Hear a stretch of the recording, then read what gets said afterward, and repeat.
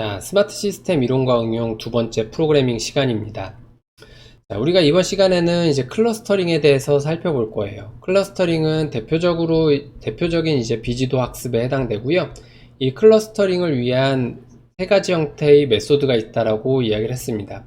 덴시티 베이스드 메소드와 하이라키컬 베이스드 메소드, 그리고 파티션 베이스드 메소드 세 가지가 있다 그랬는데, 우리가 이번에 프로그래밍 해볼 거는 파티션 베이스드 메소드 중에 K-민즈라는 알고리즘에 대해서 이야기를 해보도록 하겠습니다. 자, 사이킨런에서는 K-민즈라는 이 모델을 제공을 하고 있는데요.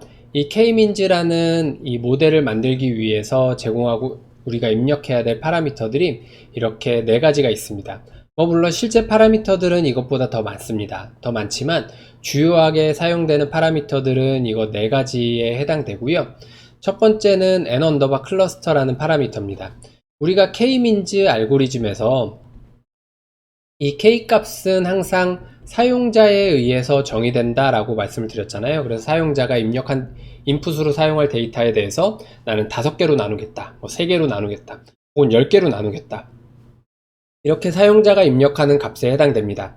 그래서 마찬가지로 우리가 사이킨런의 K-민즈도 우리가 클러스터를 몇 개로 나눌지를 기본적으로 입력을 줘야 되고요. 만약에 지정하지 않을 경우에는 기본적으로 8로 정의가 되어 있습니다. 그리고 두 번째 이닛이라는 파라미터는 뭐냐면, 우리가 K-민즈 알고리즘을 이제 수행할 때 처음에는 제가 수업 시간에 설명드린 알고리즘은 랜덤하게 초기에 K 값을 정한다라고 이야기를 드렸잖아요. 근데 그 랜덤하게 정하는 것보단 사실 K-민즈 플러스라는 이 초기 값을 정하는 방법이 있습니다. 이러한 방법을 사용할 것인지, 혹은 정말로 그냥 랜덤하게 부여를 할 건지를 지정을 하는 겁니다. 만약에 init이라는 이 파라미터를 지정하지 않았을 경우에는 기본적으로 K-민즈 플러스라는 방법에 의해서 초기 값이 정해지게 됩니다. 자, 그 다음에 n 언더바 init의 이 의미는 뭐냐면, 우리가 초기 값을 정하면서 이 K-민즈를 몇 번 돌려서 가장 베스트한, 가장 좋은 값을 고를 것인가 하는 거에 해당됩니다. 그래서 디폴트 값은 이제 10으로 저장이 되어 있는데요. 이 10의 의미가 뭐냐면, 우리가 K-민즈가 어떤 이렇게 데이터들이 존재할 때 이 해당 데이터들에 대해서 이렇게 파티션에 따라서 데이터를 클러스터링 하는 거잖아요. 그러다 보니까 이 초기에 처음에 K-민즈 알고리즘이 동작할 때 어디에다가 요 초기 값, 즉 센트로이드를 잡느냐에 따라서 이 K-민즈 알고리즘의 성능이 달라지게 됩니다. 그래서 이 초기 값, 이 센트로이드를 지정할 때 센트로이드를 다르게 해가면서 총 10번의 K-민즈 모델을 만든다라고 생각하시면 돼요. 10개의 K-민즈 모델을 만든 다음에 그 중에 성능이 가장 좋은 거 하나를 선택해서 사용자에게 리턴하게 됩니다. 그래서 이렇게 n 언더바 init이라는 게 실제로 K-민즈를 10번 돌린다는 그런 개념으로 이해하시면 될 것 같습니다. 그 다음에 맥스 이터레이터는 어떤 의미를 가지고 있냐면, 이게 K-민즈가 항상 초기 값을 가지고 클러스터를 만든 다음에 다시 이 만들어진 클러스터들 사이에 센트로이드를 다시 구하고 또 클러스터링하고 또 센트로이드 다시 구하고 클러스터링하고 이 과정을 반복하잖아요. 그래서 센트로이드 만들어서 클러스터링 만들고 다시 센트로이드 계산해서 클러스터링 만들고 이 과정을 300번을 반복하겠다라는 의미입니다. 그래서 과연 최대 몇 번까지 이 과정을 반복할 것인가를 지정하기 위해서 맥스 언더바 이터라는 이 파라미터를 사용을 하게 됩니다.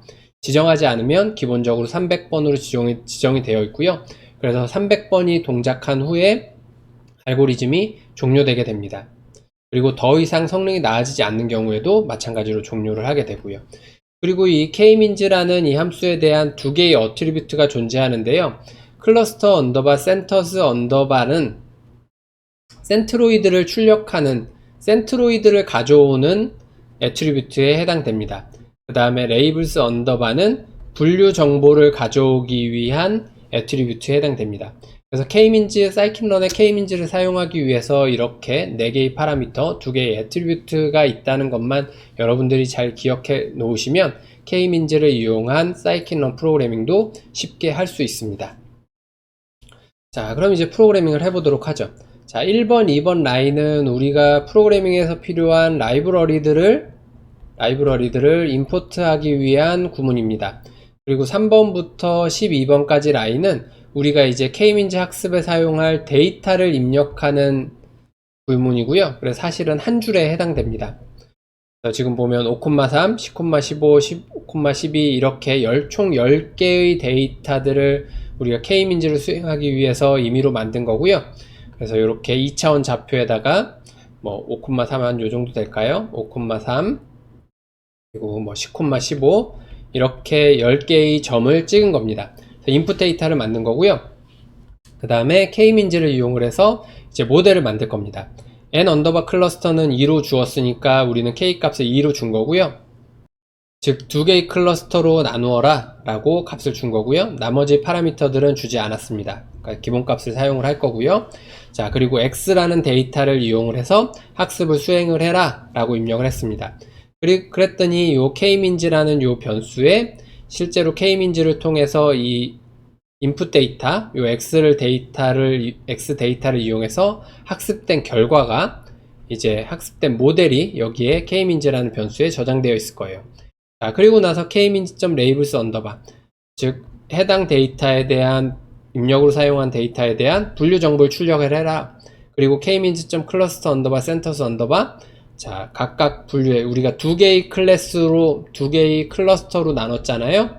거기에 대한 각각의 센트로이드를 출력을 해라 라는 의미입니다. 자, 그래서 두 개의 분류와 센트로이드를 출력을 한 거고요. 이렇게 K민즈 모델을 만들었으니까 우리는 이제 예측을 해봐야 되겠죠. 24,8이라는 데이터에 대해서 프리딕트를 해라. 그리고 40,92에 대해서 프리딕트를 해라. 이 두 개에 대해서 이제 예측값을 출력을 해라 라고 코드를 작성을 한 겁니다. 자, 그래서 코드에 대한 실행 결과를 보면요. 자, 첫 번째 라인은 우리가 K민즈.labels 언더바 라고 입력한 요 프린트 구문에 대해서 출력된 거고요. 그래서 우리가 총 10개의 데이터를 인풋으로 사용을 했잖아요. 그 인풋에 대해서 첫 번째부터 5개까지는 이제 0번 클래스로 분류가 된 거고요. 6번째부터 10번째까지는 1번 클래스로 분류가 된 겁니다. 그리고 Kmin.cluster 언더바 center 언더바, 즉 센트로이드를 출력해라 라는 값에 대해서 이 0번 클러스터에 대한 센트로이드는 16.8 그리고 17.0이 0번 클러스터에 대한 센트로이드고요. 그리고 1번 클래스에 대한 센트로이드는 70.2, 74.2가 1번 클래스에 대한 센트로이드로 잡힌 겁니다. 그리고 나서 우리가 이제 프리딕트를 해봤잖아요. 24,8은 0번 클래스로 분류가 된 거고요. 40,92는 1번 클래스로 분류가 된 겁니다. 자, 그래서 우리가 K민즈를 이용해서 이렇게 프리딕트까지 해볼 수 있어요. 자, 그럼 우리가 이제 작성한 코드들을 한번 직접 실행을 해볼까요? 자, 코드를 복사하고요. 자, 주피터 노트북에 새로운 파이썬을 하나 열어서 코드를 붙여넣기 하고요. 런 버튼을 클릭하면 자, 이렇게 결과가 나오는 걸 볼 수 있습니다. 자, 첫 번째 우리가 입력한 데이터에 대한 분류 정보, 그리고 센트로이드 정보, 그리고 우리가 프리딕트 하기 위해서 24,8, 40,91을 넣었던 분류 정보. 그래서 24,8은 0번 클래스로 분류가 됐고요. 40,92는 1번 클래스로 분류가 됐습니다. 이와 같은 방법을 통해서 우리가 간단하게 K민즈를 수행을 해볼 수 있습니다. 자, 우리가 수행했던 클러스터링에 대해서 비주얼라이제이션을 한번 해보도록 하죠. 여기에 임포트하고 있는 이 matplotlib라는 이 라이브러리는 매트랩처럼 우리가 파이썬에서 어떤 그래프 형태의 모습을 이제 비주얼라이제이션 하기 위한 라이브러리에 해당되고요. 그리고 이 아래쪽에 이제 2번 라인이 실제 그래프 형태로 이제 비주얼라이제이션 하기 위한 그 함수에 해당됩니다. 스캐터라는 이제 함수를 이용해서 출력을 한 거고요. 뭐 요 함수에 대해서는 여러분들이 혹시 궁금하시면 인터넷이나 이런 데 자료가 많기 때문에 한번 찾아보시기 바랍니다. 그래서 이렇게 코드를 작성을 하고 여러분들이 실행을 해보시면 자, 이와 같은 형태로 비주얼라이제이션이 된 거를 확인할 수 있어요. 여기 있는 점의 위치는 우리가 입력한 인풋 데이터, 자, 인풋 데이터에 대한 정보들을 나타내고요. 지금 색깔에 따라서 요만큼이 이제 우리가 앞서 봤던 0번 클래스, 자, 요만큼이 이제 1번 클래스에 해당됩니다. 자, 이렇게 구분된 두 개의 클래스로 구분된 결과를 확인할 수 있습니다. 자, 자, 그럼 한번 실행해 보도록 할까요? 자, 비주얼라이제이션에 대한 코드를 복사를 하고요. 마찬가지로 아까 실행했던 주피터 노트북에다 입력을 하고 런 버튼을 클릭을 하면 자, 이렇게 결과가 나오는 걸 확인할 수 있어요. 자, 0번 클래스, 1번 클래스, 우리가 입력한 이 10개의 데이터에 대해서 이렇게 구분이 된 것을 확인을 할 수 있습니다. 자, K-민즈 클러스터링에서 여러분들이 이제 직접 해볼 내용은 뭐냐면 우리가 디시전 트리에서 했던 아이리스 데이터셋 있죠? 붓꽃 데이터셋을 이용을 해서 여러분들이 K-민즈 클러스터링을 직접 해보는 겁니다. 자, 제가 여러분들이 참고할 참고 웹페이지는 작성을 하지 않았는데요. 사실 이 아이리스 데이터셋을 이용해서 K-민즈 클러스터링을 어떻게 하는지 구글에 여러분들이 들어가서 직접 검색을 해보시면 아주 간단한 코드로 구성된 다양한 코드들을 여러분들이 확인할 수 있을 거예요. 그 페이지를 들어가서 여러분들이 직접 확인을 해보시고요. 해당 코드들을 입력을 해서 한번 실행을 해보시기 바랍니다.